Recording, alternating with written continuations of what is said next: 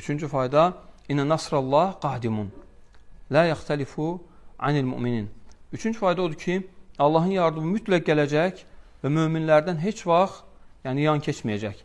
Çünki Allah Azze ve Celle buyurur ki, İzə cəə nasrullah vəl-fəth. Yəni, Allahın yardımı gəlində.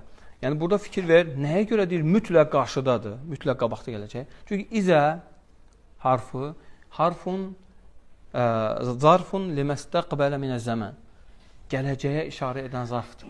Və həmişə deyir ki, narahat olma. Sən nə vaxt sağsansa, bil ki, Allahın yardımı qabaqdadır. Allahın yardımı qabaqdadır.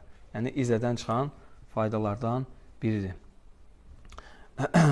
Və həmçinin bu yardım, yəni, bütün Allahın dostlarını əhatə edir. Təbii ki, Allahın dostları kimdir? Kimdir Allahın dostları? İki dənə şərti var onların.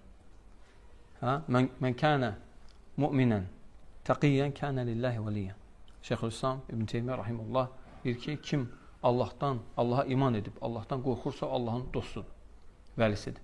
Allahın vəlisi olmaq üçün xavariqlər etməyə ehtiyac yoxdur. Yəni, adətdən kənar işlər etmək, möcüzələr göstərmək şərt deyil. Allahın övliyası olmaq üçün iki şərt var. Allaha iman və Allahdan qorxmaq. Ələ innə əvliyə Allahi lə xavfun aleyhim və ləhum yəhzənun əlləzinə əmənu və kənu yəttəqun.